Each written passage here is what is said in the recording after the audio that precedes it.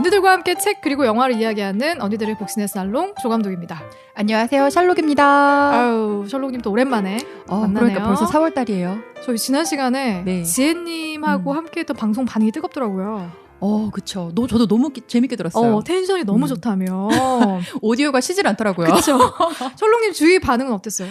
너무 재밌다 그러고, 사실 이제 저희가 지혜님한테 자꾸 노래를 시키려고 했잖아요. 맞아. 근데 그분의 백그라운드를 너무 궁금해 하시더라고요, 다들. 그래서 언젠가 저희가 또 모셔서 노래를 꼭 들려드려야 될 것 같아요. 네, 저희 4월 마지막 방송을 지혜님과 준비하고 있기 때문에 그때는 꼭 노래를 들어보도록 하겠습니다. 준비 잘하고 오세요, 지혜님.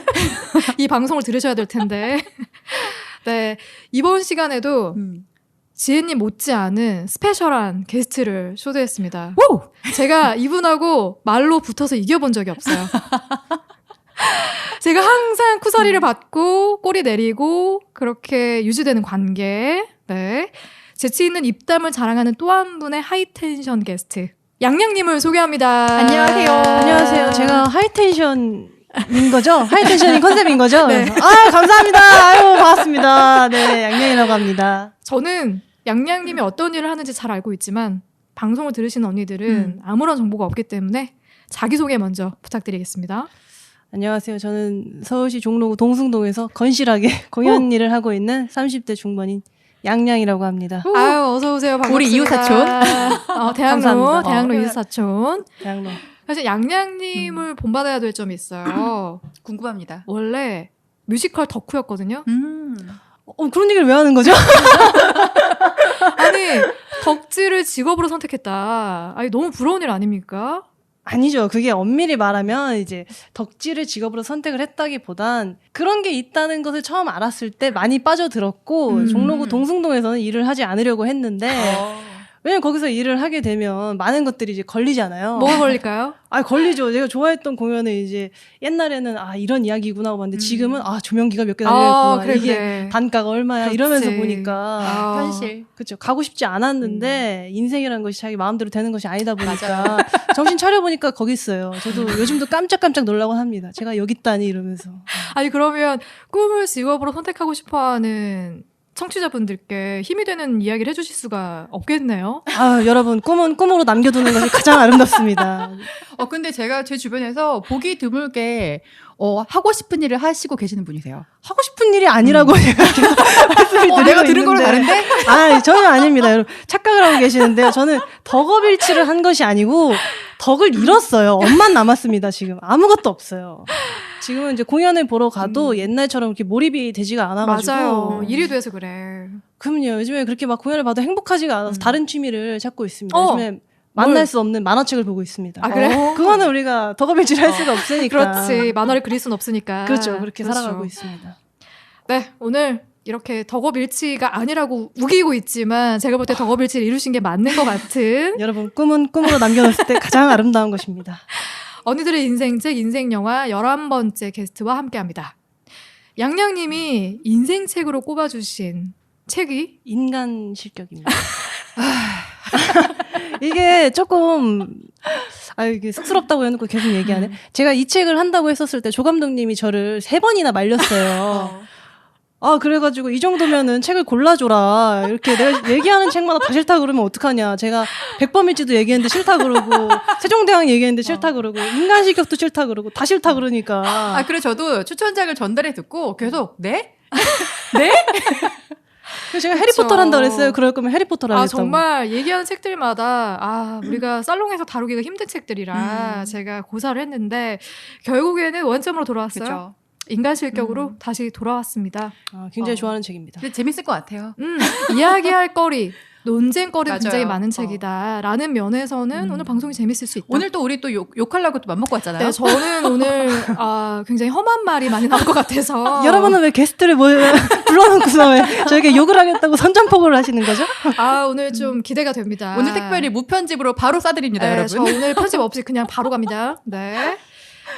오늘 양양님이 추천해주신 인생책이 다자이 오사무의 인간실격입니다. 보기와 같이 양양님이 여자 요조예요. 그런 사람이었어요? 칭찬인지 욕인지 분간을 못하겠어서 어떻게 반응해야 할지 모르겠어요. 그래서 꼭 자기 같은 주인공이 등장하는 책이라서 뽑은 인생책이 아닐까 제가 잃었나요? 전혀 매치가 안 되는데요. 조 감독님? 얘기를 좀 더 파고 들어가 봐야 될 것 같은데 아니 그러면 왜 인간 실격을 인생책으로 선정했습니까? 이게 책의 첫 부분에 딱 나오는 부끄러움 많은 생을 살아왔습니다. 그런 이야기로 시작이 되잖아요. 네. 그렇게 솔직하게 얘기할 수 있다는 것 자체가 굉장히 매력적으로 느껴졌어요. 그리고 이게 다자요 오사무의 자서전이라고도 얘기를 많이 맞아요. 하는데 그렇게들 평가를 하더라고요. 만약에 자서전을 쓰면은 뭐라고 쓸 것 같아요? 첫 구절에? 나는 1982년 1월 18일 아래에서 깨어났다. 아래서요? 박혁거세 박혁거세세요? 아래서 깨가지고. 대대손손 훌륭한. 근데 좀 좋은 말로 시작을 할 것 같은데 그런 좀 고백하는 듯한 이야기로 시작을 해가지고 처음부터 되게 많이 끌렸었어요. 그리고 읽으면 읽을수록 자기는 인간의 감정을 모른다고 하는데 역설적으로 너무나 인간이고 싶어 하는 것 같아가지고 너무나 열심히 사는 사람처럼 느껴서 이 책을 좋아합니다. 이 책을 언제 처음 접하셨어요? 때는 1900 몇 년이죠? 기억이 안 납니다. 옛날에 너무 오래돼가지고. 맞아, 오래된 책이죠. 양양님이 잠깐 얘기해 주셨지만 이 책이 작가의 자전적인 소설이라고들 그렇게들 다들 알고 있어요. 네. 그래서 작가에 대해서 간단히 좀 설명을 드리면 이 다자요 오사무는 1909년 일본의 아오모리현에서 태어나고 자랐는데 실제 이름은 스시마 슈지라고 합니다. 다자요 오사무는 필명이래요. 그래서 인간 실격에 등장하는 요조와 같이 작가의 아버지가 정치계의 거물이었던 것으로 알려져 있고 명망 있는 집안에서 태어나서 잦은 병치레를 했던 것도 요조와 같은 네, 상황이었더라고요. 그리고 나서 대학 입학 후에는 마르크시즘에 침투해 있던 것도 비슷하고 술집의 여급이었던 다나베 시메코라는 여인과 동반 자살을 시도했다가 홀로 살아남은 것까지 소설에서 그려낸 요조 인생과 아주 비슷하게 살았습니다. 그리고 1948년에 인간 실격을 집필을 했는데 집필하자마자 바로 애인과 동반 자살로 생을 마감을 하게 돼요. 당시 나이가 39이었습니다.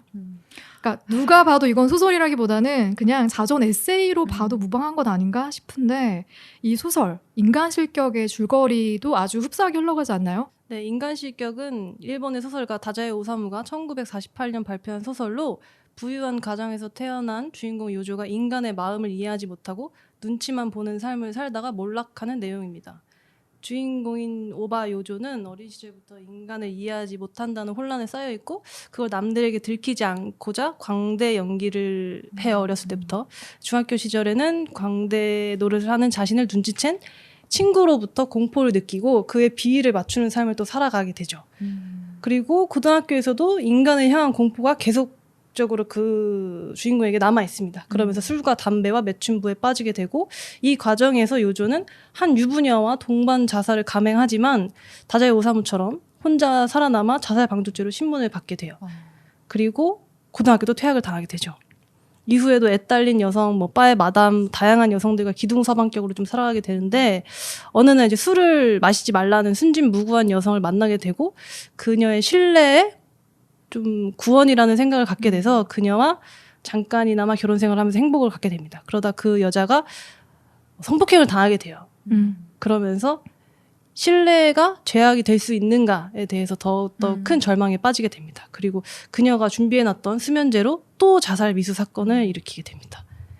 어떻게든 또 살아나긴 했는데 이번에도 모르핀에 중독이 되고 계속 뭔가 이제 중독된 삶을 살아가게 되는 거죠. 그러면서 이제 약국의 부인과 관계를 맺으면서 내가 정말 이제 인간이 맞는가 또 고민을 하게 되고 그러면서 이 상황을 벗어나기 위해서 가족에게 연락을 하지만 가족은 요조를 정신병원에 보내게 보내버리죠. 돼요. 그러면서 이제 자신이 인간임을 실격당했다고 느끼게 됩니다. 그렇게 입원하다가 고향으로 가게 되는데 그 이후에는 폐인이나 다름없는 처지가 되었고 27살 때 그죠. 27살에 머리가 하얗게 새서. 맞아요. 40대 이상으로 보인다는 말로 자비의 끝을 맺게 돼요. 맞아요. 이런 스토리 너무 재밌죠. 이빨리네요. 인간 실격. 솔롱님은 어떻게 보셨어요? 저는 사실 이 책을요. 저희 대학교 때 교양 시간에 독후감 쓴 숙제가 있었어요. 과제가. 그래서 그때 처음으로 접했는데 3장 정도 읽고 나서 네. 나를 위한 소설은 아니다라는 걸 그때 좀 나를 실감을 위한 했어요. 소설은 아니다. 왜냐하면 이게 정말 너무 이야기 자체가 좀 다크하고 너무 심오하잖아요. 네. 근데 이런 심오한 이야기를 이해하기엔 나 너무 얕다. 얕다. 그때 생각이 들었고 약간 사실 이 책을 좀 이해해보고 주인공을 이해해보려고 그때도 사실 기억나는 게 막 뒷조사를 했던 기억이 나요. 난 얘를 어떻게 좀 이해해서 좀 재밌게 이 책을 읽어보자. 그래서 막 시대적인 배경도 막 찾아보고 네. 했었는데 그래도 그때 제가 가졌던 느낌은 어떤 시대나 환경이나 그 시대만의 또 아픔이 있는데 어쨌든 그걸 다 누군가는 이겨내고 살아가는 거잖아요. 그렇죠. 근데 너무 이 요조가 너무 나약해 보여서 이 새끼 뭐야? 진짜 그 마음을 특히나 시작되었나요? 벌써 시작되었나요? 그렇게 계속 읽다가 저 그래서 지금 이거 20년 만에 다시 읽었는데 네. 제가 약간 좀 인간애가 생겼나 봐 그 사이에. 그래서 이게 좀 어차피 인간이 살아가는 게 세상하고 좀 타협하는 과정인데 네. 그거를 너무 이제 못하고 있는 너무 어린 친구를 또 보니까 네. 좀 가슴 아프기도 하고 안타깝고 아쉽기도 하고 너무 좋은 환경에서 사실 태어났는데 조금만 잘 이용해 보지. 약간 이런 안타까움. 근데 두 번째 보니까 좀 욕이 덜 나왔어요. 그래요? 좀 볼만했다. 저랑은 반대네요. 저는 오히려 어릴 때는 별 생각 없이 봤어요. 근데 좀 어둡다. 그냥 이 시대가 좀 이렇게 어두웠나 보다 정도로만 봤는데 지금은 제가 이제 여성으로서 오랜 시간 살아오다 보니까 성인지 감수성이란 것도 분명히 바뀌고 달라지고 그러다 보니까 불편한 지점들이 너무 많이 보이는 거예요. 그래서 이런 부분들이 좀 아쉽다라는 생각이 들었고 이게 1수기, 2수기, 그러니까 첫 번째 수기, 두 번째 수기, 세 번째 수기로 나뉘어지는데 첫 번째 수기는 오히려 공감이 너무 잘 됐어. 맞아요. 얘는 그럴 수 있을 것 같아. 저도 어릴 때 이 요조처럼 어린 시절에 친절을 베풀려고 한다거나 익사를 부리려고 한다거나 하는 그런 태도를 많이 보였었거든요. 그래서 왜 궁금하네요. 그래요? 그러니까 왜 요조가 그런 마음을 먹게 됐는지 물론 시작점은 좀 다르긴 하지만 그 부분에 대해서는 너무 재밌게 잘 읽어갔는데 이제 두 번째 수기부터 무너지기 시작하는 거죠. 저의 코드와는 그치. 너무 다른 길로 들어서면서 두 번째 수기, 세 번째 수기에 대해서는 좀 논란의 여지가 많다. 오늘 나는 맘먹고 왔다. 맘먹고 왔다. 근데 이거 딴 얘기인데 근데 왜 저를 요조 같다고 한 거예요? 그렇게 욕을 할 거면서? 불러놓고 대단하네요. 근데 궁금합니다. 제가 아는 양양님의 물론 본 모습을 잘 알지는 못하지만 요조의 면이 분명히 있기 때문에 나중에 따로 얘기하기로 해요. 감사합니다. 네. 이 소설은 액자식으로 구성되어 있는데 나라는 인물이 우연히 요조라는 남자의 사진과 수기를 보게 돼요. 근데 요조의 어린 시절 사진과 청년 시절, 성인 시절의 석 장의 사진을 보게 되는데 상당히 꺼림칙한 느낌을 받습니다. 이 세 장의 사진에서.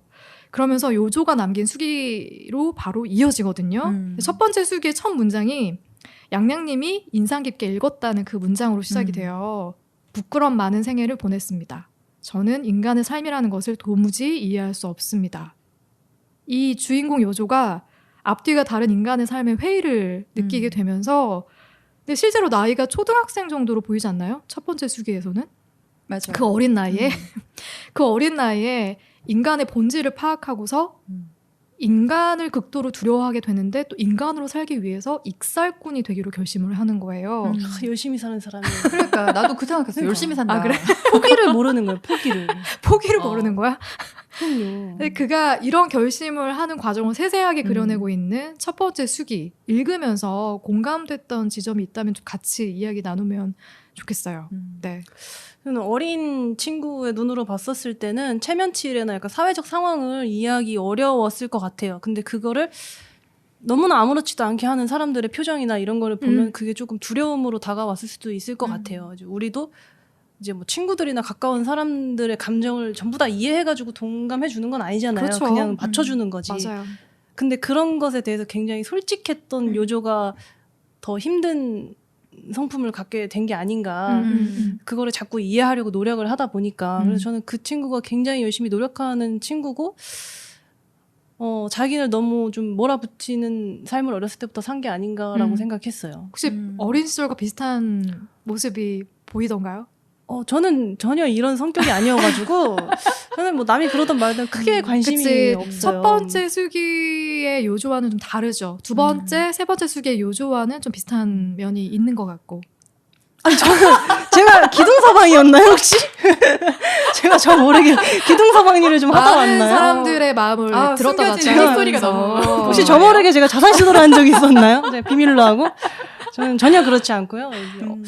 좀 보면서 나와는 너무나 다른 사람이지만 또 열심히 고군분투하는 사람의 삶은 또 박수를 또 쳐줘야 되지 않나. 양양님은 굉장히 투명한 사람입니다. 저는 사실은 이 어린 시절 일수기가 우리 대부분 어릴 때 이러지 않았나라는 생각을 그렇지 않아요? 저도 그랬던 것 그쵸? 같거든요. 저도 거의 다 이랬는데 근데 약간 좀 이게 작가의 자전적인 소설이라고 했잖아요. 근데 이제 그 백그라운드를 보게 되면은 뭐 아버지가 정치에 꿈을 쫓고 맞아요. 돈을 쫓고 네. 그리고 엄마는 몸이 되게 약하시고 맞아요. 근데 그 작가가 11남매 중에 10번째라고 했더라고요. 네네네. 근데 처음부터 관심받지 못하는 그런 가정에서 태어나서 근데 거기서 요조는 하녀한테 성추행이라고 해야 되나 성폭행까지 당해요. 근데 그렇게 하다 보니까 본인이 겪은 세상에서는 이게 당연히 세상은 두렵고 날 사랑해주는 사람은 아무도 없고 인간도 두려운 거라서 사실은 자기 존재에 대해서 끊임없이 의구심을 가졌을 만은 해요. 근데 저는 그 이제 가면을 쓰고 사람들에게 익살꾸러기로 보이고 싶은 약간 그런 마음 자체가 뭔가 이게 살아보겠다는 의지로 좀 보였거든요. 살아보겠다는 그쵸? 의지. 근데 사실 우리 모두가 어릴 때부터 그걸 가지기 시작해서 지금까지도 사실 그게 다 있잖아요. 그럼요. 근데 얘는 일수기에서 끝나버린 거야. 일수기에서. 그래서 우리는 일수기만 공감을 하는 거죠. 그렇구나. 아니, 일수기는 진짜 공감이 됐거든요. 네, 저도 그랬어요. 그러니까 저는 물론 이제 인간의 삶의 회의를 느끼고 그렇게 시작했던 게 아니라 그냥 착한 어린이가 되고 싶어서. 난 튀고 싶어서. 그래? 너무 다르다, 우린. 나 선물 받으려고 엄마한테. 정말. 착한 여러분이 어린이. 더 이상. 저는 여러분이 이해가 안 됩니다. 그렇게까지 건실하게 살아오셨나요, 여러분? 그럼요. 저는 어린 정말 시절부터? 어린 시절은 정말 건실했어요. 근데 왜냐면 지금 일수기의 이 정도 요조의 나이의 어린이는요. 좀 우리가 지금 보면 안타까울 수 있는 건데 세상에서 자기가 선택할 수 있는 게 아무것도 없어요. 그치. 그리고 이게 최선인 거예요. 그래. 우리도 마찬가지고. 그 어린 시절 기억을 떠올려 보면은 요조도 그렇잖아요. 아버지가 어디 멀리 이제 나가면서 선물 뭐 사다 줄까 했더니 얘 취향이나 이런 게 중요한 게 아닌 거야. 그냥 너는 맞아요. 책을 좋아하지 책 사줄게. 그랬더니 얘가 아버지에게 어떤 게 갖고 싶어요라고 바로 대답하지 못한 거에 대한 실망을 좀 안겨드린 것 같다라고 생각해가지고 새벽에 가서 써놨잖아요. 수첩에다가. 착한 아이예요. 아버지를 위해서 갖고 싶지 않았던 거를 이렇게 써가면서 디테일한 계획력이 있는 아이라는 그러니까 얼마나 얘가 열심히 사는가를 이 부분에서 전 느낄 수 있었어요. 아니 일수기에선 괜찮았다니까? 난 일수기에선 맞아요. 괜찮았어. 자꾸 여러분 이수기부터 손절하시려고 하는데 마음을 좀 열어주세요. 아니 나 아직 이수기까지는 괜찮아요. 그래 괜찮아요. 이수기까지 괜찮아요. 괜찮아. 삼수기가 이제 힘들었어. 한 명씩 떨어져 나가는 건가요? 서바이벌의 느낌이 나네요. 알겠습니다. 그러니까 뭔가 가족에게 이렇게 익살꾼으로 광대로서 뭔가 기쁨을 주기 위해서 본인의 취향을 버려가면서까지 노력하는 요조의 모습, 이렇게 살고자 몸부림치는 모습 너무 안쓰럽고 지금의 어린이들도 비슷하지 않을까 뭐 이런 생각도 들고. 근데 너무 맞아. 똑똑한 것 같아요. 어린 나이에 그런 생각을 하고 상대방을 읽은 다음에 그 사람이 그렇지. 원하는 걸 정확하게 딱 캐치한다는 그렇지. 그거 자체가 머리가 비상한 친구. 그렇죠. 그런 면에선 양양님하고 좀 비슷한 느낌이 있는 거죠. 그럼요. 굉장히 비슷하죠. 영악한 아이. 뭐라고요? 그렇게 광대의 삶을 선택을 하면서 자신의 본 모습은 드러내 보이지 않는, 그래서 좀 더더욱 고독감을 느끼는 요조의 모습에서 첫 번째 수기가 끝이 납니다. 그리고 나서 두 번째 수기로 넘어가요. 두 번째 수기에서는 중학교에 입학한 요조가 본가를 떠나서 친척집에 맡겨지게 되는데요. 입학한 중학교에서 역시 광대 연기를 아주 훌륭하게 수행해냅니다. 또 꽃이 되죠. 여자애들 사이에서. 여자들 사이에서 꽃이 된다? 그때 다케이츠라는 동급생이 자신의 본 모습을 알아채는 거예요. 심지어 이 다케이츠라는 애는 눈에 띄지도 않는 애야. 맨날 헐렁헐렁한 넝마 같은 옷을 입고 다니면서 백치에 가까운 그런 동급생이어서 자기가 눈여겨보지도 않았는데 체육 시간이었나? 체육 시간에 철봉을 하는데 익살스러운 또 묘기를 보여주려고 올라섰다가 바로 떨어지면서 아쿠쿠 했는데 얘가 일부러 그런 거지? 와서 그렇게 말을 건 거예요. 맞아. 왜냐면 그렇게 했을 때 주변 여자애들의 반응이 또 깨르르 자지러지고 난리 났잖아요. 그치. 그랬는데 얘가 혹시 나의 본 모습을 눈치채고 이거를 다른 사람들한테 다 얘기하면 어떡하나. 그러면서 공포에 빠져요. 일부러 다정한 척 다가가서 환심을 사기 위해 엄청나게 그쵸. 노력을 합니다. 요조가. 이 두 사람의 관계, 특히 다케이치를 향한 요조의 심리 변화는 또 어떻게 지켜봤는지. 근데 언니들 이런 비슷한 경험 했던 적 없어요? 다 있지 않나요? 저는 이런 경험은 전혀 없고 계속 지금 피해가시려고 그러는데. 아니 저는 진짜 없고 저는 이렇게 만약에 안다고 해도 그냥 나를 평소에 관심 있게 지켜봐줬구나 이렇게 생각할 것 같아요. 그냥 나를 좀 봐줬네. 그래서 좋은 친구구나. 가면을 썼던 적이 없구나. 가면을 쓰긴 하지만 가면이 벗겨진다고 해서 내가 저보다 높은 사람이 아닌데 굳이 막 이렇게 눈치를 보는 편은 아닌 것 같아요. 그냥 뭐 그러면 그런 거고 말면 많은 거고 이런 편인데 투명해. 욕하는 것 같네요. 자꾸 기분이 좋지만은 않아요. 근데 여태까지는 그 요조가 대상이 좀 막연했었잖아요. 그 공포를 갖고 있던 대상이 인간이라는 전체였는데 맞아요. 타케이치가 그 말을 하면서부터 타케이치라는 적도 아니고 내 편으로 만들어낸 사람도 아니고 약간 괴물 같은 무언가가 그래, 탄생을 툭 한 튀어나온 거죠. 거야. 그러니까 그 사람에 대해서 이제 어떻게 대응을 할지를 만들어 가다 보니까 더 두려워지고 더 무서워지고 내 편을 만들고 싶은데 말 한마디가 조심스러워지고 오히려 더 약자가 돼버린 거죠. 사실 약자가 될 필요가 없었는데. 그렇지. 이제 그러면서 자기 그렇게 되는 자기도 괴물, 나를 저렇게 만든 쟤도 괴물. 이래서 점점 더 두려움만 커지는 것 같아요. 저는 살짝 다르게 봤는데 이 요조가 살면서 자기를 꿰뚫어 본 존재가 사실 책 속에는 얘가 처음이에요. 이 맞아요. 인생에서. 맞아요. 그 저는 사실 얘가 100% 두려움만 갖고 있었으면은 얘를 내 편으로 포섭하려고 저렇게 집으로 끌어들였을까? 그러니까 약간의 설레임도 있었을 것 같아. 나를 알아봐 주네. 왜냐면 나도 나를 몰랐을 수 있을 거라고 나는 생각하거든. 그래서 나름은 약간의 설레임을 가지고 접근을 했고 또 실제로 다케이치가 나에게 어떤 해줬던 말이 나의 내면을 좀 더 내가 들여다볼 수 있는 계기가 되고 또 꿈을 가지게 되는 좀 계기가 되는 것들 있잖아요. 네. 예를 들어서 이제 이 친구가 방고우의 그림을 가져와서 봐라. 도깨비 악마의, 그림이라고 했어. 도깨비 그림이다. 해서 이제 얘가 이렇게 흥미로운 해석이 그러면서 그 다음부터 악마를 계속 그리잖아요. 도깨비를 계속 그리면서 자기의 어떤 암울한 자화상도 내면을 그려내고. 막 계속 이제 끄집어내게 되고 맞아. 좀 자기의 본성이 더 가깝게 다가간 계기가 이 다케이치라는 친구였던 것 같아요. 나를 알아봐줬던 그쵸. 거죠. 어떻게 네. 보면 처음으로.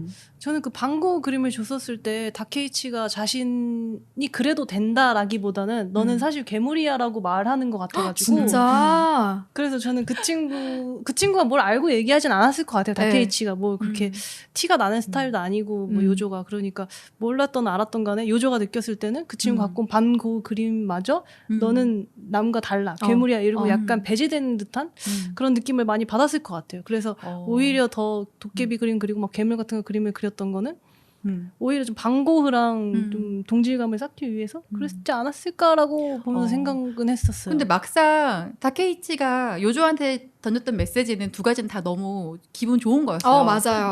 넌 여자들한테 진짜 인기 진짜 진짜 많을 많을 거야. 거야. 그리고 너 훌륭한 화가가 될 거다. 어. 근데 솔직히 이제 우리도 친구들이 나한테 어떤 말을 어떤 행동을 하던 받아들이는 거는 자기의 몫이기 때문에 네. 양양님처럼 그렇게 숨은 의미로 받아들이는 사람일 수도 있겠지 요조는. 또 중요한 인물 호리키라는 남자가 등장을 하잖아요. 제 2수기에서 두 번째 수기에서. 근데 이 남자를 통해서 요조가 술, 담배, 매춘을 배웁니다. 근데 본인의 뇌피셜에 따르면 매춘부를 통해서 여자를 잘 다루는 법을 자연스럽게 터득을 하는 바람에 그때부터 수많은 여자들이 자기에게 접근해 오기 시작했다라고 해요. 이미 아기가 질문에 가득 차 있네요. 저도 이 지점에서 상당히 불편했어요. 그러니까 뭐랄까 여자들을 너무 단세포로 표현하고 있다는 느낌도 받고 그러니까 이 소설에 등장하는 모든 여자들이 그래요. 입체적인 면이 없고 맞아요. 그냥 요조에게 매달리기만 해. 그냥 요조가 좋아. 요조가 뭐라든. 그래서 여기서부터는 이제 작가의 자의식 과잉과 여성에 대한 편견이 점철돼서 써내려간 소설 같다라는 생각을 갖게 되는 거예요. 그러다 보니까 제가 양양님께 자꾸 다른 책을 권했던 게 여기서부터 이제 그러니까 저희 그랬는데. 사실은 인간 실격 아니라 오늘 해리포터가 될 수도 있었는데 그럼요. 해리포터와 저주받은 아이. 아니 저만 그런 느낌 받았나요? 언니들 어땠어요? 도대체 여자들이 요조에게 빠지는 이유를 어떻게 납득해야 되나요? 근데 저는 이게 요조의 이야기니까 요조 입장에서는 그렇게 생각할 수가 있잖아요. 이게 뭐 객관적인 기사가 이렇게 나온 거라면 우리가 그런 이야기를 해도 네. 되지만 제가 일기를 쓰는데 상대방에 대한 뭐 잠깐 나오는 사람까지 입체적일 필요는 없다고 생각을 해서 요조의 시점으로 봤었을 때 본인이 그렇게 생각을 했다면 그게 맞는 거죠. 요조의 인생을 보는 거니까. 그래서 저는 오히려 뭐 불편하거나 이런 건 없었고 그 당시의 여성관이 그랬다고 하면 뭐 이해할 수 있을 것 같았어요. 그리고 그 요조가 얘기할 때도 그 친구 호리키라는 친구가 질이 좀 떨어진다고 하잖아요. 양아치. 양아치라고 하잖아요.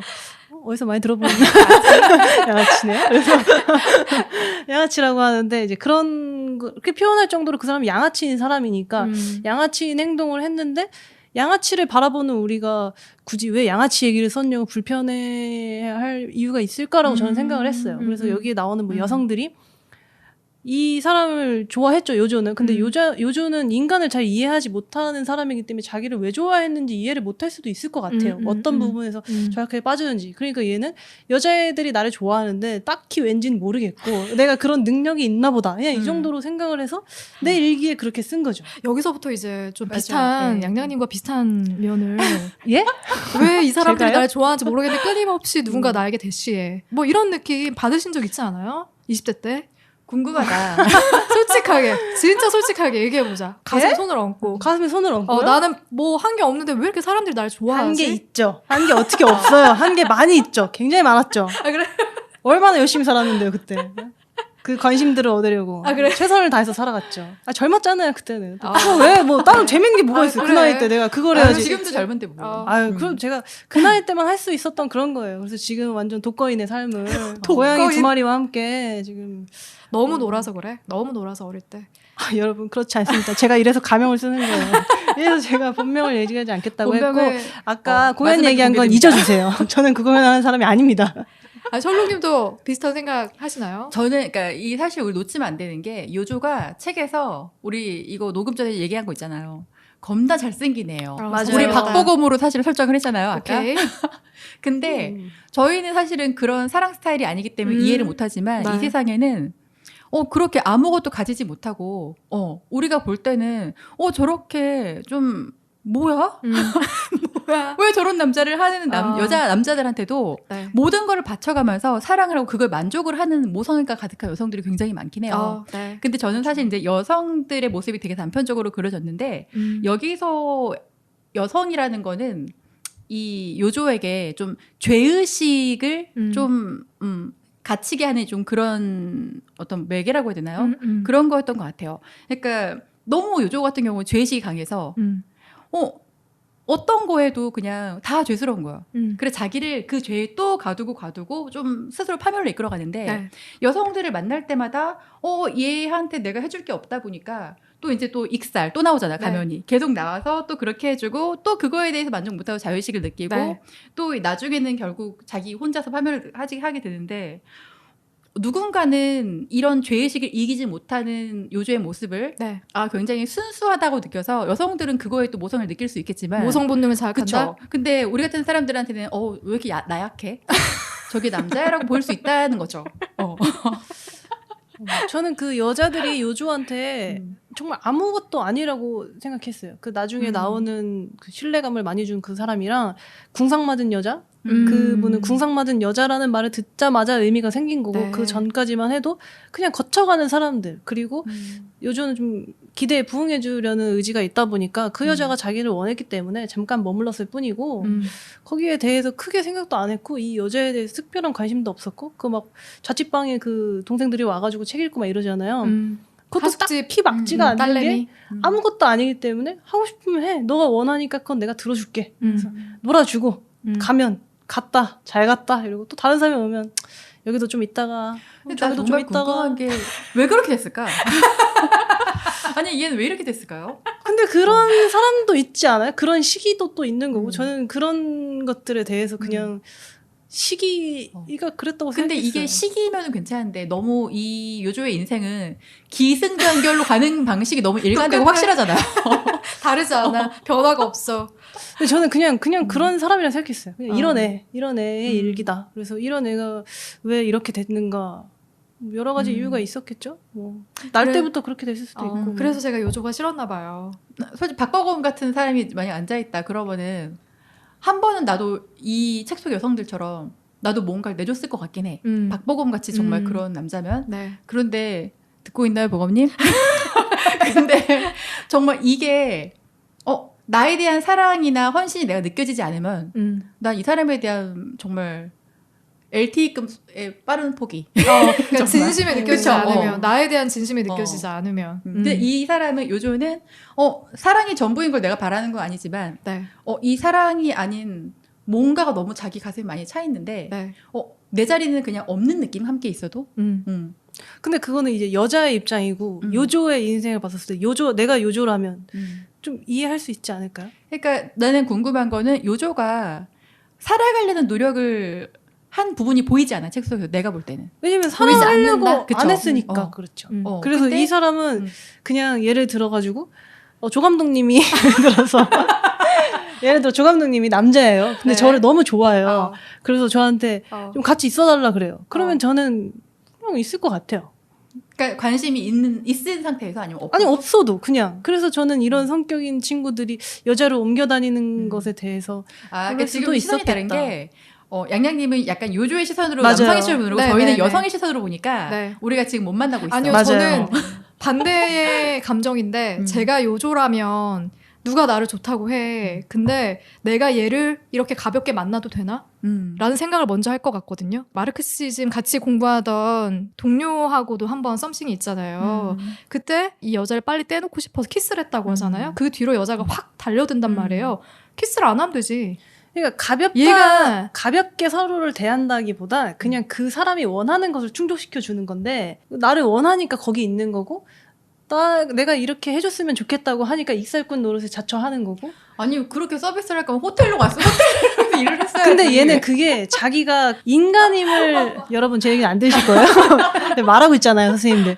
예, 내가 인간임을 증명하는 게 그런 거라고 생각을 한 거죠. 왜냐면 다들 위선적인 일을 하고 가면을 쓰고 있는데 자기는 그거를 분간을 못하니까 상대방이 원하는 것을 들어주는 걸로 나의 인간됨을 좀 증명하는 그 거죠. 상대가 원하는 게 육체적인 관계였을까요? 나는 그렇게 생각하지 않는데 여자들이 원했던 거는 저는 요조의 마음이었을 거라고 생각해요. 저는 그러니까- 육체적인 거라보다 그러니까 원하는 것이 키스를 해주고 뭐 잠자리를 갖고가 아니라 이 남자가 나를 사랑해주기를 내 옆에 있어주기를 연인으로서 마음을 나눌 수 그치. 있기를 바랬을 거라고 생각하거든요. 그러면 그게 안 되는 거면 상대에게 자기가 다가가면 안 되지. 근데 이게 지금 그 전제가 요조가 정상적인 인간이라는 전제 하에서 그런 그래서 감정교류가 되는 제가 건데 얘기하는 게 요조가 이해되지 않는다라고 얘기하는 거예요. 그래서 저는 요조가 어. 정상적인 사람이라는 굴레를 벗겨놓고 보면은 얘는 그냥 자기가 할 수 있는 한 최선을 다했다? 그래, 그러니까 그거는 뭐 웃겨주기를 원했는 것 같아. 자기 생각에. 자기는 감정을 모르니까 어. 웃겨주기 원하는 것 네. 같으니까 웃겨줬어. 자기 생각에는 키스를 하면 도망갈 것 같았으니까 했는데 사실 얘 감정은 달랐던 거죠. 그렇지. 근데 그거를 이해할 만한 능력이 없었던 그런 거죠. 캐릭터는 아닌 거야. 그러니까 요조는 시작부터 끝까지 일관돼요. 일관된 맞아, 캐릭터는 맞아요. 그러니까 좀 이상한 사람이야. 감정이 너무 잘하지 못한 것 어. 같아요. 근데 너무 불쌍한 게 그냥 포기를 했었으면 사실 이수기까지 안 갔을 텐데. 포기라는 게 어떤 그냥 나는 이해를 못 하나 보다 이러면서 서로 그냥 그거를 마주치려는 노력을 안 하면 되잖아요. 그냥 혼자 좀 자폐아처럼 살던가. 아예 뭐 독거인으로 오히려 살든지 그게 종교의 조금 더- 기회라든지. 그런 다른 방향도 선택? 있고 그냥 아예 주변 사람들을 딱 지정해놓고 걔한테 솔직하게 내가 감정을 잘 모른다. 많이 감정을 토로를 좀 솔직하게 해줘라. 너네들만 만나고 살겠다. 이랬으면 오히려 좀 행복한 삶을 살았을 텐데 인간이고 너무나 인간이고 싶으니까 주위 사람들을 다 이렇게 괴롭히고 또 자기도 계속 그런 자기가 싫고 그러니까 자기를 계속 파먹은 것 같아요. 좀 불쌍했어요. 아예 그런 노력을 포기했었어야지 어떻게 보면 서로에게 좋은 결말로 가지 않았을까라는 얘기를 하시는 거죠? 우리도 솔직히 좀 포기하지 않나요? 저도 누군가를 막 이렇게 좋아해가지고 뭐 친구든 뭐 이렇게 열심히 노력을 해보다가 안 되면 굳이 내가 이렇게까지 살아야 하나 싶은 마음이 들어가지고 말아라 이러고 마는데 이 친구는 모든 사람에게 그런 노력을 계속하고 있으니까 얼마나 지쳐요. 그래서 저는 이 친구가 자살 시도를 하는 것에 대해서 굉장히 이해했어요. 노력했다. 죽어도 된다. 네, 자살시도 얘기가 나와가지고 이 두 번째 수기 후반부로 가면은 카페 종업원인 스네코라는 여성과 동반 자살을 시도합니다. 그런데 여자만 죽고 요조는 살아남아요. 자살 방조죄로 경찰서에 연행되는데 그곳에서 마저도 경찰의 호색한 호기심을 충족시켜주기 위한 진술을 해요. 난 이 모습도 좀 안타깝더라고. 그러니까. 근데 모든 게 상대에게 맞춰진 광대의 모습 그대로인 거예요. 이 모습은 또 어떻게 지켜봤어요? 스네코의 죽음 이후에 요조의 모습? 저는 이게 그렇게 하는 것이 체화되는 거죠, 이제. 누가 찌르면 그 반응이 나오는 거예요, 확 그냥. 그래서 자기가 이제는 뭐 양심에 찔린다거나 내가 이런 말을 이 사람이 원하는 그런 생각할 것도 없이 그냥 이걸 원하는 것 같으니까 뱉는 것 같았어요. 그래서 그냥 제가 저 정도까지 이제 갈 정도로 병들었구나 생각이 들었고 그 경찰서 선생님들이 얘기하는 것들에 대해서도 그냥 그 시대 상이 그렇다고 생각이 들었어요. 지금 만약에 고등학생이랑 어느 뭐 술집 여자도 뭐 카페 여성이랑 자살했다고 했었으면 저도 그런 얘기 했을 것 같아요. 그 경찰관들처럼 너네 무슨 사이였니부터 시작해가지고 아유 너 고등학생이 공부도 안 하고 이렇게 갔었을 것 같아요. 그래서 그런 상황을 맞이하는 요조의 자세가 좀 점점 병들어가고 있구나 이 정도로 봤던 것 같아요. 저도 약간 한편으로 지금 패턴이 너무 일관되잖아요. 맞아요. 여기서도 또 이제 반복되더라고. 자기 또 뭐 자기 사랑 이야기를 거기서 또 야한 얘기로 또 소비하면서 그 사람들 분위기를 맞춰주고 있고 또 거기서 각혈을 한 번 하잖아요. 맞아요. 그게 또 약간 동정을 사는데 또 그걸 우리 다케이츠처럼 검사가 알아채는 거야. 그쵸, 알아채죠. 그러면서 이제 또 두려움에 진짜야? 휩싸이고 이러면서. 그래서 이거 반복하는 거 보면서 근데 나 한편으로 든 생각은 얘 이렇게 가면 이렇게 잘 쓰네. 좀 잘만 자기 맘만 먹으면 사회 잘 살 수 있을 건데 약간 이 생각도 들면서 아 이게 정말 내 몸에 배어서 이걸 괴로운데도 내가 이렇게 하는 거면 정말 이 사람의 인생은 진짜 괴로운 거긴 하다. 그렇지. 좀 이게 좀 두 개지 마음이 좀 다 들었던 것 같긴 해요. 게다가 스네코가 첫 번째로 사랑을 느꼈던 상대 아닌가요? 맞아요. 사랑 뒤에 보면 또 요시코한테 처음으로 사랑 같은 감정을 느꼈다고 하거든요. 그래서 저는 원래 이 마지막 사랑이 친구가 진짜 첫사랑인 거야. 이 친구가 제대로 사랑이란 것을 알지 못하니 여러 가지 감정이 새로 생길 때마다 아 이것은 사랑 이랬던 게 아닌가 그런 느낌이었어요. 궁상 맞은 여자 뭐 그런 얘기부터 해서 그때도 약간 찌릿하잖아요. 그러니까 약간 약자랑 비슷하면 아 나와 같이 도태된 인간이군 이러면서 동질감 비슷한 게 느껴지면 아 이것은 동료애 같은 사랑 걸 느끼는 이러면서 거야? 아 이것은 사랑인가 이런데 또 지나오면 다른 남자 느껴 아 이것이 사랑이었나? 그래서 이런 계속 혼란스러워하면서 자기 자신을 모르는 거 아니야? 그거를 모르는 것 같아요. 우리가 사랑이라는 것이 딱 우리가 이것은 사랑이다라고 그냥 알게 되는 거죠. 누가 너의 그 좌심방 우심심 막 이러면서 알려주는 게 아니잖아요. 근데 이 친구는 그런 거에 대해서 잘 모르다 보니까 여러 가지 감정을 느꼈을 때 그게 사랑인지 아닌지를 구별을 못하는 것 같아요. 그리고 가장 큰 문제는 어릴 때부터 너무 세상이나 인간에 대한 두려움이 컸기 때문에 네. 그것조차도 알려는 마음조차 없었을 것 같긴 해요. 그냥 그러니까 모든 다가오는 새로운 감정이 그냥 이게 사랑일 수도 있다라고 생각을 했을 것 같아요. 요시코 얘기가 나와가지고 이제 3수기로 자연스럽게 넘어갈 건데 세 번째 수기로 넘어가서는 또 여러 여자들이 등장하거든요. 이제 집안에서도 내놓은 자식이 된 거예요. 요조가 그 자살 방조죄로 이제 경찰에 연행되고 뭐 하는 그 과정을 겪으면서 이제 집안에서 뭐 재정적인 지원도 받을 수 없고 홀로 나와서 자립을 해야 되는데 뭐 해먹고 살지 막막하고 우연히 호리키의 집을 방문했다가 만나게 된 시즈코라는 기자죠. 네, 기자. 기자의 정부로 멋있는 여성이에요. 살아가는 모습이 그려집니다. 멋있다고 생각하세요? 아, 그럼요. 그 모든 상황을 처리해주는 그 여성이 얼마나 일 처리가 빠릿빠릿합니까? 그래서 멋있다고 생각하는 거야? 다 모아다가 얘기 다 해주고. 그래서 너 이렇게 해야 돼.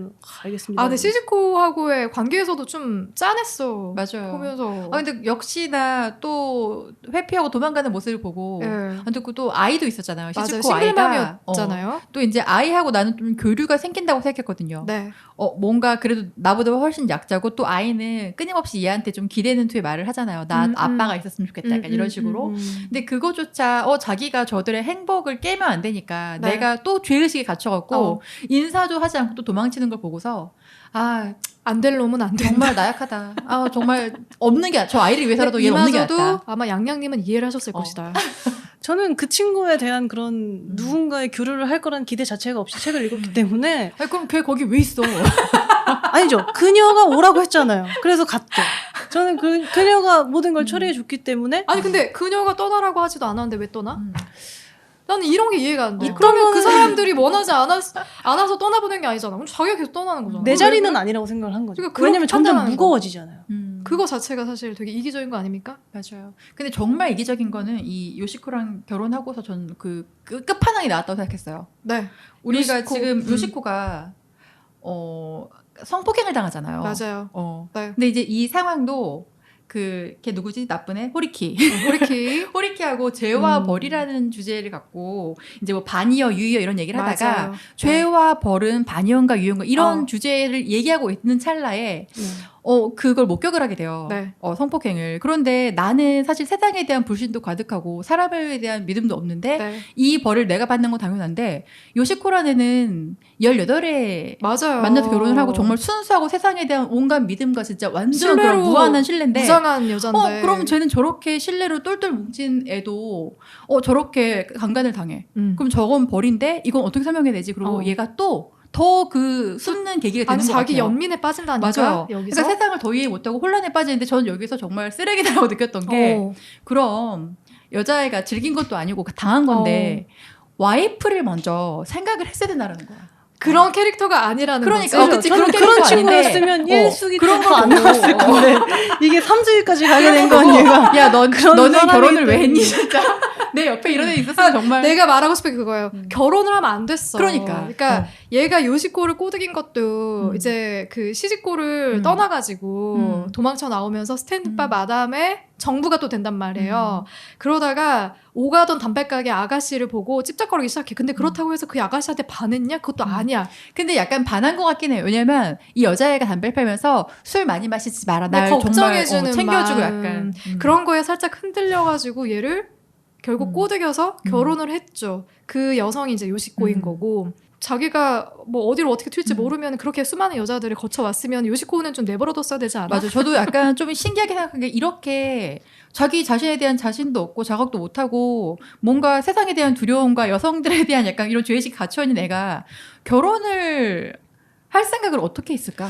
어떻게 생각하십니까? 저는 요시코가 요조를 꼬셨다고 생각합니다. 아 그래요? 요조는 아무것도 아니 요조가 이렇게 막 술 먹고서 가가지고 한마디로 걸어본 것은 저는 이 친구가 나중에 요시코랑 결혼하기 때문에 요시코의 얘기만 쓴 거지 모든 사람한테 다 그러고 다녔을 거라고 생각해요. 모든 사람한테 그냥 하는 말에 의미가 없어요. 그냥 던졌는데 요시코가 그냥 그 중에서 이상한 말을 했을 뿐이고 요시코가 얘는 술을 마셨다고 했잖아요. 난 진짜 술을 마셨으니까. 왜 별거 아닌 약속이었으니까. 근데 요시코가 아니야. 아니라고. 넌 마시지 않았어. 마시지 않았어. 아니야. 거짓말쟁이. 연기하지 말아요. 그러지 마 이랬잖아요. 아. 그러니까 요시코가 꼬신 거예요. 마셨다고 했는데 왜 말을 믿어주질 않아. 그러니까 믿어주지 않는 건지 뭔지 모르겠지만 제가 봤었을 때는 얼굴도 빨갛고 정황 증거상 분명히 마셨는데 아니야 난 오빠를 믿을 거야 이렇게 얘기한 것 자체가 요시코가 이제 좀 마음이 있지 않았나. 또 우리 박보검이랑 생각하면 또 금방 이해가 되잖아요. 박보검 술 마신 박보검한테 아니야 오빠는 안 마셨으니까 나랑 사귀어야 돼. 또 이렇게. 박보검이라 생각하니까 나 또 가슴이 좀 그렇게 그래? 그렇게 된 거죠. 그리고 요시코랑 결혼을 한 거는 요시코에게 뭐 그거보다 요시코가 자기한테 보여준 그 신뢰가 자기가 인간임을 증명할 수 있는 새로 나타난 카테고리 같은 거였다고 생각해요. 그래서 거기에 한번 매달려 봤는데 그거를 보면 성폭행을 당하는 걸 보면서 그 신뢰가 저 여성한테는 벌이 되는 거를 벌은 아니지만 이렇게 죄처럼 이렇게 뭐가 이렇게 안 좋아지는 상황인 걸 보면서 그럼 자신은 무엇을 기대해야 하는가 이런 생각을 많이 했던 것 같아요. 자기한테는 그 요시코라는 여자가 어떻게 보면 거의 신 같은 구원자였던 거잖아요. 그러니까 결혼도 한 거고 자기도 이제 나도 이제 인간이 될 수 있는가 하고 살짝 희망이 부풀어요. 살짝 결혼하면서. 근데 그게 요시코가 망가짐으로 인해서 이 친구는 이제 큰 절망에 빠진 거죠. 근데 우리가 요시코를 왜 구해주지 않았어? 라고 얘기하는 거는 그건 정상인의 생각을 갖고 있었을 때나 우리끼리 너 술 먹었는데 너 그때 그랬잖아 이런 얘기 할 때나 이제 되는 거지. 정신적으로 박약한 친구가 자신의 수기를 썼는데 걷다 대놓고 이제 너는 왜 안 그랬어? 얘는 안 그랬으니까 얘가 수기를 쓸 수가 있는 친구거든요.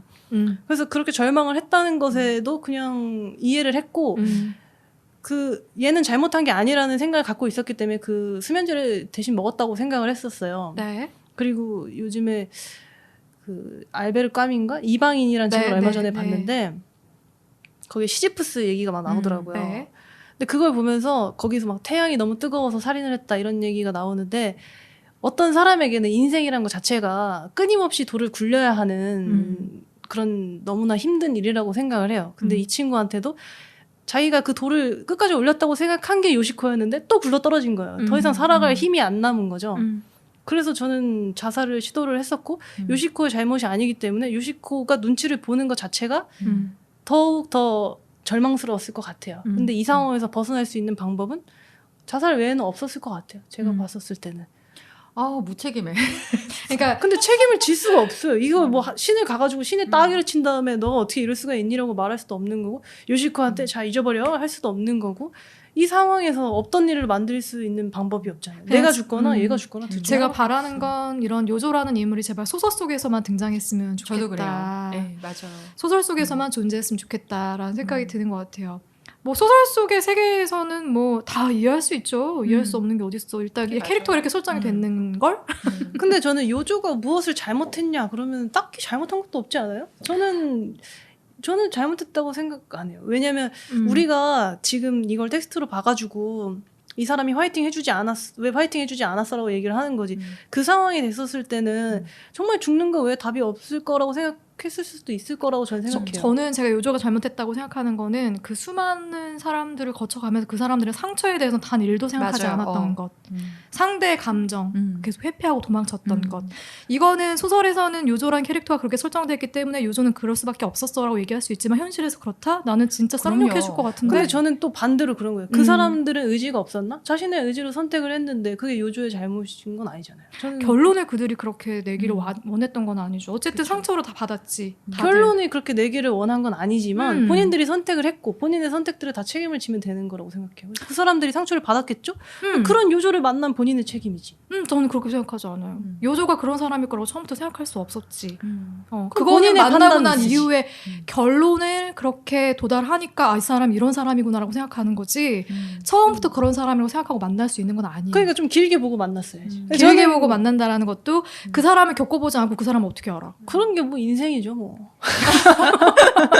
그래서 제가 말하는 게 요조라는 사람이 정말 세상에 수없이 깔려있다고 생각해. 뭐 얼마나 많은 사람들이 상처를 받고 아파하며 살아가겠어요. 저는 그래서 이런 인물은 소설에서만 등장했으면 좋겠다라고 얘기하는 거예요. 맞아요. 네. 그런 부분에서의 생각의 차이가 있다. 라는 말씀을 드리고 싶고요. 요조의 말로에 대해서도 같이 얘기해보고 싶어요. 네, 두 번째 자살 시도도 실패하고 가족들에게 자신의 상태에 대해 모두 털어놓는 편지를 보냅니다. 고해성사처럼. 그랬더니 가족들이 정신병원으로 요조를 보내버리게 되거든요. 그리고 나서 엔딩에는 결국 27밖에 안 됐는데 그의 머리가 하얗게 새버려가지고 40이 훌쩍 넘은 사람처럼 보이는 사진으로 네, 그걸 이제 나라는 인물이 발견하게 되는 다시 첫 번째 그 오프닝의 이야기로 이렇게 연결되면서 마무리가 되는데 이 요조의 마지막 모습은 또 어떻게 봤나요? 소설의 전개와 잘 어울린다고 생각이 들던가요? 너무 기승전 좀 파멸로 가는 길이 너무 확실하게 일렬로 나열돼 있어서 이거의 끝은 네. 너무 뻔하다라는 생각을 했어요. 네네. 사실 저는 이제 인간 실격이라는 이런 제목을 봤을 때 네. 뭔가 인간으로서의 어떤 모든 희망을 저버린 상태를 좀 인간 실격이라는 의미로 봤는데 네. 여기서는 이제 몰핀까지 하고 아무것도 없고 기댈 게 없는 상태에서 가족들한테 자기의 상태를 알린 거는 마지막 희망을 걸어봤다라고 저는 생각을 해요. 근데 이제 그마저도 나는 멀쩡한데 정신병으로 치유받고 병원으로 이제 가는 걸 보면서 마지막에 나오는 게 행복한지 불행한지도 모르는 상태. 맞아요. 나는 이미 지금 내가 인간이 아닌 거기 때문에 사실 저는 그렇게 해서 자기가 스스로 포기하는 거는 그냥 저는 자살했다고 생각하거든요. 그래가지고 뭔가 이걸 향해 달려왔다. 이 내용은 스토리는 작가의 자전적인 이야기처럼 가지 않았을까. 그렇죠. 작가가 마지막에는 결국 그쵸. 자살을 선택을 네, 하니까. 이 책을 쓰고서 아마 자살했을 맞아요. 거예요. 네, 쓰고 나서 얼마 지나지 않아서. 네. 네. 근데 저는 한 자락 희망이 좀 있었어요. 그저 모든 것은 지나간다고 해가지고 결국에는 요조가 포기를 하지 않았을까. 이런 감정을 알아보는 것에 대해서. 굳이 내가 인간으로 이렇게 살 필요가 있을까? 막 아등바등 맞춰가면서 광대로 그런 생각을 모든 했을 것은 것이다. 다 지나간다라는 것을 또 품었으면은 좀 더 길게 살 수도 있지 않았을까라고 하는 생각을. 네. 마지막으로 인간 실격에 대한 한 줄평 나누면서 마무리 해보도록 하죠, 우리. 한 줄평은 인간으로 살고 싶었던 한 사람의 투쟁기라고 생각합니다. 오케이. 네. 저는 과연 인간다운 것은 무엇일까? 약간 그래서 계속 의문이 생기고 생각해보게 되는 내용이고, 그러니까 네. 책이고 진짜 저 이거 하면서 준비하면서 머리를 너무 많이 썼어요. 진짜? 근데 저는 이 책의 매력이 그런 것 같아요. 아. 이거를 다 읽고 나면 요조의 감정에 대해서 잘 모르겠잖아요. 네. 그게 요조가 다른 사람한테 느꼈던 감정인 것 같아서 그럴 수도 있지. 조금 묘한 상태로 그래서 끝나요. 매력적이긴 해. 하지만 저는 언니들이 읽기에는 좀 힘든 소설일 수도 있지 않을까? 저 같은 언니들이 있을 수 있으니까. 그쵸. 양양님 같은 언니들에게는 또 새로운 또 자극이 될 수도 있죠. 네. 그래서 우울해지고 싶을 때 들춰보는 정도면 괜찮지 않을까. 안 우울해요. 저는 이거 보면서 졌지만 잘 싸웠다라고 생각하는데. 알았어. 좋습니다. 인간 실격에 이어서 다음 주 인생 영화는 어떤 영화가 기다리고 있나요? 아마데우스라는 영화를 한번. 너무 재밌어요. 아마데우스도 좀 셜록님은 비슷한 느낌 받았다고 하지 않으셨어요? 저는 인간 실격하고 조금 비슷한 느낌을 받은 부분들이 있어서 좀 같이 나중에 다음 주에 얘기 나눠보면 좋겠어요. 의도하고 혹시 선정. 제가 좀 이런 사람인가 봐요. 전혀 의도하지 결혼하지 않았어요. 전혀 의도하지 않았는데. 저 오늘 1시간 동안 요조와 싸우느라고 지금 진이 빠진. 여러분 요전에 열심히 싸운 친구입니다. 저 오늘 술 한잔 해야겠어요. 아 진짜. 네, 다음 주에는 밀로스 포만 감독의 아마데우스로 인사드리겠습니다. 다음 주에 만나요. 안녕. 안녕.